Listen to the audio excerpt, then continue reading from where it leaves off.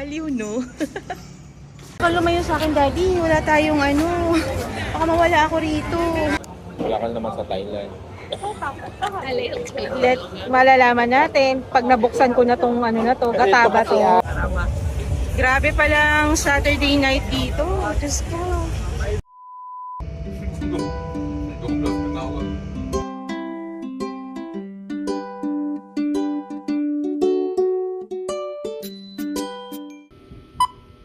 Okay, so it's now 11 in the morning. Mag-check out na kami.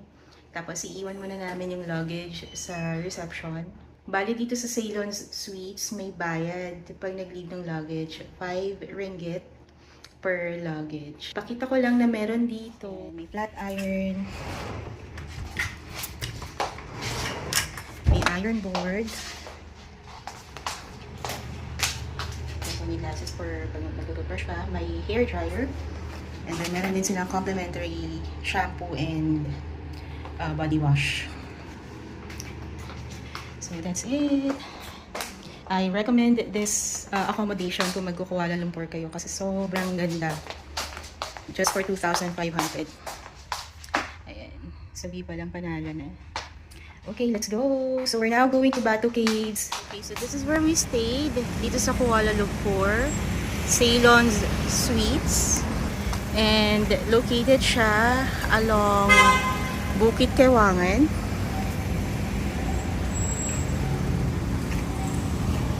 Dito sa Bukit Bintang area.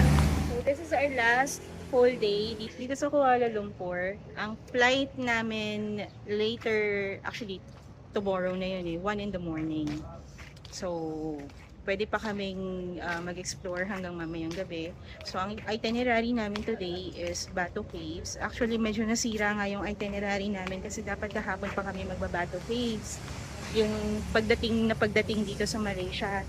Kasi yung na-drop off kami dun sa Ancasa Hotel ng around 5 in the morning. Kaso, nakalimutan namin magpapalit ng ringgit. Naalala na lang namin nung on the way na. And akala ko dun sa border, bukas yung mga money changer. Kaso sarado na pala sila pag ganong oras. Kasi around midnight na kami nakakross ng border the other night. So, wala rin kaming data. Yun pala, yung M1 na binili ko sa Klook, na merong roaming allowance, hindi siya gumana nung ina-activate namin dito sa Malaysia. So, wala kaming internet, wala kaming ringgit. So, ang ginawa namin is tumambay na lang muna kami doon sa area kung saan kami na-drop off ng bus. Then, inantay namin magbukas yung mga money changer. Nakapagpapalit kami mga around 9 AM. So, gano'ng katagal? Gano'ng katagal kaming nag-stay doon na parang hindi namin alam kung anong gagawin doon. Ang hirap pala talaga pag wala kang pera. So yun, and hindi na kami nakapag-Batu Caves kahapon. So kung ngayon kami mag-Batu Caves, hindi na kami makakapag-Genting Highlands. Kasi kukulangin na kami sa oras. Dapat kasi mga around 10 PM na sa airport na kami.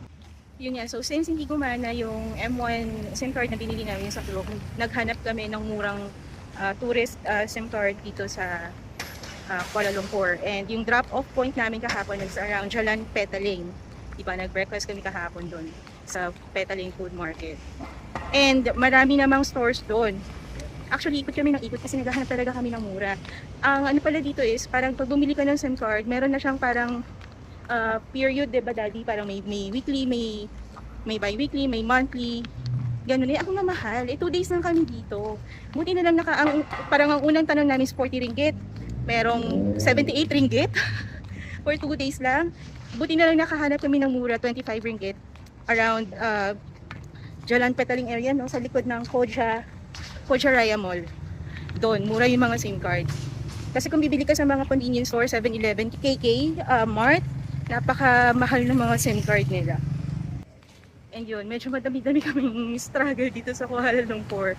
Kahapon, na naka-check-in na kami, naisip namin magpunta doon sa Infinity Pool. Sabi ko, gusto ko mag-picture doon pag medyo madilim na, para may ilaw na yung Cable Tower, may ilaw na yung Petronas, ganyan. Tapos sabi ko, mag-tour tayo sa Pocket Garden, which is yung video nga kahapon. Tapos nung 4 na Pocket Gardens yun, nung tapos na kami sa pinakahuling Pocket Garden, doon ko lang na-realize na wala pala yung phone ko. Hindi namin dala yung phone ko. So, tumakbo talaga kami balik dun sa may infinity pool. Hindi namin nakita. So, akala ko talaga, as in, wala na. Alis ako ng Malaysia na wala na akong phone. Ngayon, bago kami mag-check out, sabi ko, balikan natin yung pinagstayan natin dun banda sa pool bago tayo dumiretso sa checkout counter. Buti na lang. Buti na lang nakita pa namin ulit. Andun sa may mga ilalim ng mga halaman, siguro nahulog yun.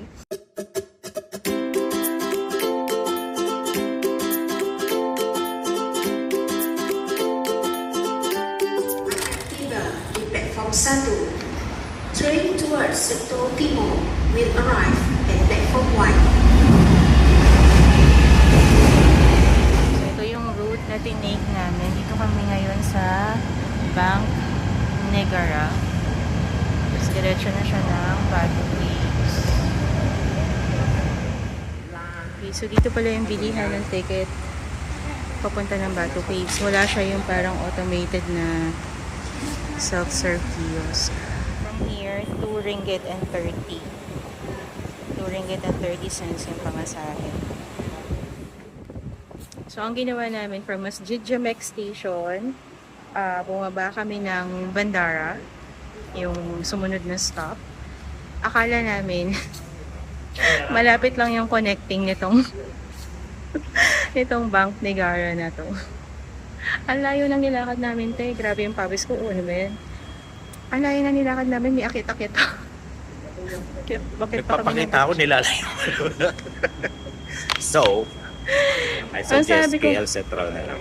Sabi ko kasi, mag-KL Central na tayo. Nandun na, may blue line na. Ayaw niya maniwala sa kanya. May trust issues talaga sa akin kung minsan niya.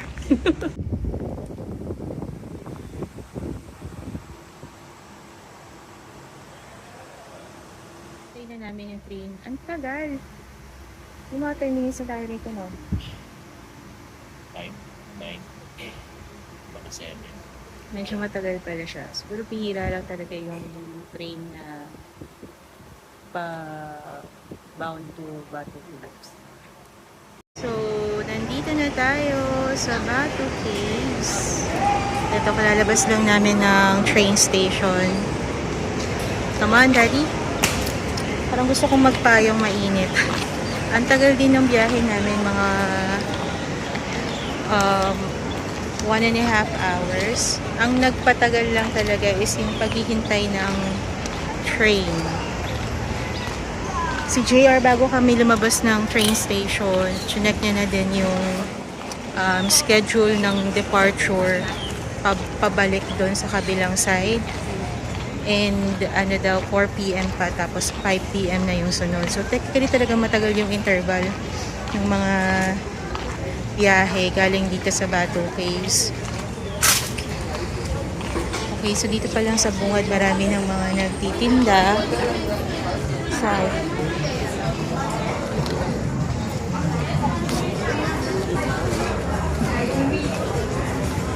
There. Tapos dito sa gate, parang may temple pagpasok. Actually, kaya ako nag-maxi skirt kasi nga isa to sa mga solemn solemn places nila temple. So nakakahiya na magsuot ng shorts, ganyan. Kasi ang alam ko, kung aakyat ka rin doon mamaya papakita ko doon sa Rainbow Stairs, bawal kang umakyat doon kung naka-shorts ka. Kailangan yata bumili ka ng bandana. So, ito yung temple. Nagpicture ako dyan sa may bandang stairs. Yung 2 steps lang. Pero nagtanggal ako ng shoes. Kasi bawal daw yung aakyat ka ng may shoes. Ayan. So, kailangan magtatanggal ka ng shoes. Daming monkeys dito. Mali, di ba sinasabi nila, kapag pupunta ka, visit ka dun sa area na maraming unggoy. Yan na siya. Na maraming monkeys. Huwag ka magdadala ng plastic bag. Kasi akala nila yung laman ng plastic bag mo is pagkain. Aagawin talaga yan nila sa'yo. Dami. Hindi, baka yun yung pagkain nila. Bibili ka ng pagkain. Entrance. May mga dyan naman yung Entrance ba? Hindi, ito doon. Ito ba ito? Ito pa yata yan.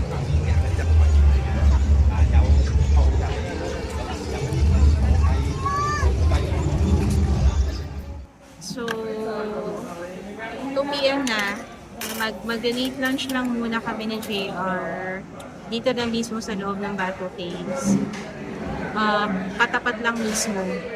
Bago kami umakyat. Kasi pag umakyat ka, 300 steps. 300 steps yung dali. Okay lang yan. Sa Mount Tapias nga sa Coron, 700 steps na kaya natin yun. So, akitin natin yan. Total, nandito na rin naman tayo. So, kakain lang muna kami. Mostly Indian. Mostly Indian cuisine yung meron dito. Okay, so ito na yung order namin. Actually, mura lang siya. Itong moton, magkano lang to, Daddy? Parang 5 lang, ano? 5 ringgit yung moton nila. Veg moton yung tawag nila. Fried noodles. Ay, hindi. Mihon. Mihon noodles. 7 ringgit. Fried rice for 7 ringgit. And itong prata for 6 ringgit. So, mura lang siya. Dito lang yan sa loob mismo ng Bato Caves. Ayan, Rani Villas pala yung tawag dito sa ano na to. Restaurant na to. Ito lang binayaran namin. Yung 9 ringgit dyan, yun yung soy milk tea. Tama ba? Soy milk coffee jelly. Soy milk coffee jelly. Walang Kaya tea, umabot milk siya kasi. kaya siya umabot siya ng 38. In fairness, mura na, tsaka masarap. And yung mga servings nila for sharing. So, yeah, isang fried rice, isang ano nga lang yung order namin eh. Busog na kami ni JR. So, tara na, aakyat na tayo, Daddy!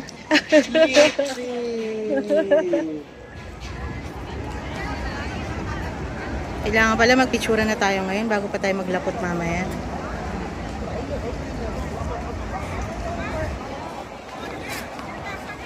Okay, so paakyat na tayo. Ambon na. OMG, pagod na ako. Pero almost na. Halfway na kami. Konti na lang. Shucks, umaambon na. Sana wag tayong abutan ng ulan sa gitna. Pero mas okay kasi at least hindi siya mainit. Ito rin yung kapag umakit ako ng bundok, yung pag nasa kalagitnaan na, tatanungin ko yung sarili ko. Ano itong ginagawa ko? Ba ako nandito? Ano ba itong pinagagagawa ko?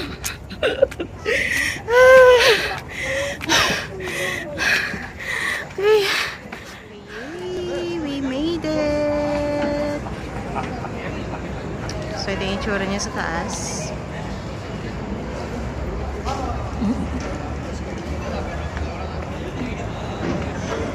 Actually, meron pang area dun eh. Bababa ka pa. Wait. So, ito yung further part. Pag-akyat. So, bababa ka pa dyan. Tapos, may hagdan pa dun. May hagdan pa dun sa dulo, Daddy. Ayun o. Pero huwag na tayo makyat dun, babe. Kasi baka abutin na tayo ng ulan. Makulimlim na kasi sobra. Piling namin uulan na. So, yeah. There. Mga ano lang naman, souvenir shops.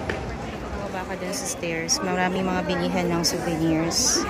And, so, ang range niya is mga ito, yung magnet.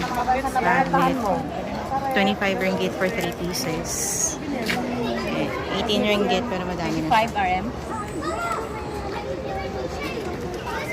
Tapos mga charms, Buddha, Caramel.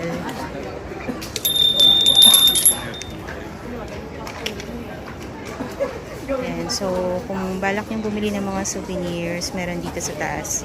Although, meron din naman sa baba. So, i-compare nyo na lang din siguro. Bago ko umakyat, check mo na rin muna kung magkano yung price sa baba. Then, i-compare mo yung price dito sa taas. Ano namin ni JR yung nandun sa dulo. Hindi ko sure kung gusto niya umakyat.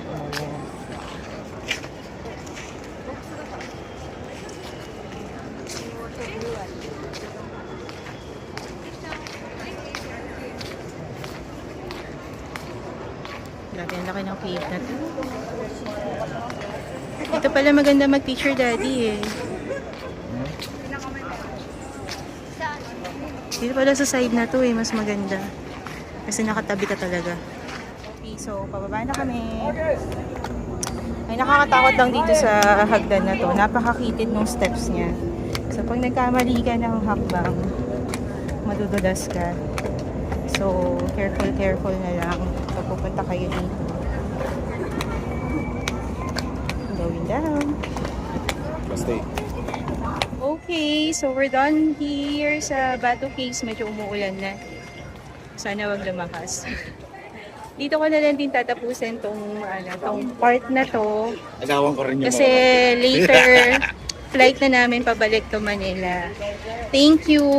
Thank you po sa lahat ng mga umabot hanggang sa last part na to ng Singapore and Malaysia travel namin. And hopefully, nakatulong yung mga tips na na-share ko dun sa mga ibang videos din. So, thank you! Thank you. Pa-subscribe na rin! Please. Pa-subscribe na rin and pa-like ng video. Thank you! Bye! God bless! Bye.